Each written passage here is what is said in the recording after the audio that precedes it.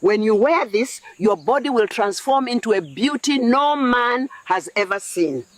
But remember, do not take off the underwear. Before Sabina could turn to ask the old woman what would happen if she removed it, the old woman vanished like smoke swallowed by the night.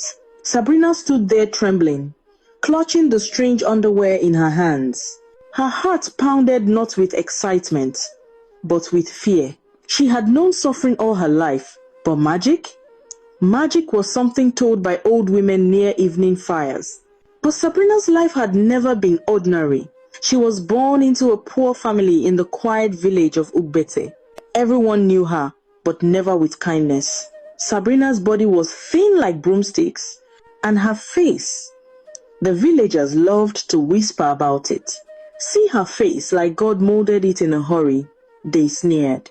While other women in Ugbete had curves that danced like the rhythm of drums, Sabrina moved like a shadow carried by the wind, silent, unnoticed, unwanted.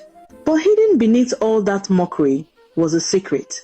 Sabrina was born with a rare gift, a blessing she did not ask for, a blessing her mother whispered to her on her deathbed. Any man who married Sabrina would rise from nothing to great wealth and prosperity. But Sabrina never announced it. She wasn't looking for riches. She was looking for love, true love. A man who would not fear her face or her thin frame. A man who would choose her for her heart. But years passed. No man approached her. Even bachelors desperate for marriage avoided her like a curse. Some men even said openly, if Sabrina is the last woman on earth, I will remain single forever. They did not know that to marry Sabrina was to marry wealth itself. Sabrina accepted her fate quietly. She planted yams behind her hut. She fetched water from the river alone. She danced in her room to songs only her heart could hear. But she refused to lose hope. It was during the yam festival, colors everywhere, drums shaking the air, laughter filling the sky. Sabrina stood far from everyone, like she always did. It wasn't her choice. No one wanted to stand near her. While the women danced in circles, while the men boasted and laughed, Sabrina stood alone beside a dying bonfire, watching shadows move. Then, something happened. A young man began walking toward her. His name was Okezie, a handsome, gentle palm wine tapper, known for his calm spirit and quiet strength. When the villagers saw him walking to Sabrina, they held their breath. Some nudged each other, some laughed, some whispered wicked things.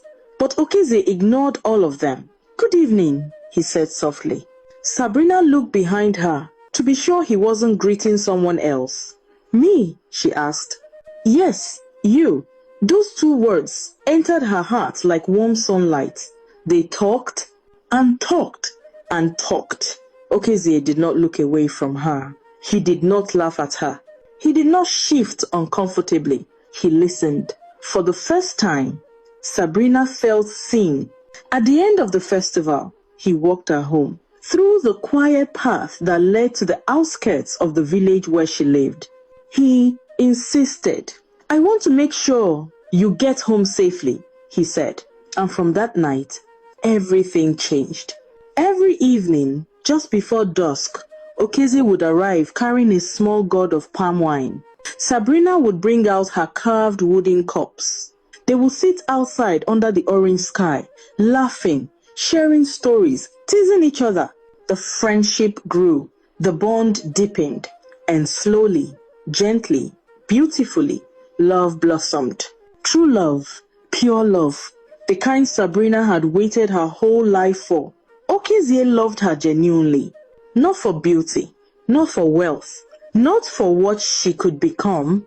He loved her, her laughter, her quiet spirit, her strength, and Sabrina gave him the piece of her heart she had kept hidden for years. When they finally married, the villagers almost collapsed with shock. How can a man like Okezie choose Sabrina? What kind of charm did she use on him? This love cannot be ordinary. The whispers followed them everywhere.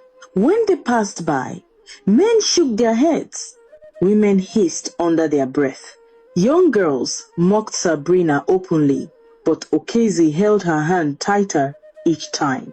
And Sabrina, she smiled, because for once in her life, she had something no one could take from her: happiness. 2 months into the marriage, things began to change. Okezie's palm wine business suddenly exploded. Farmers from other villages came searching for him. People started buying in bulk.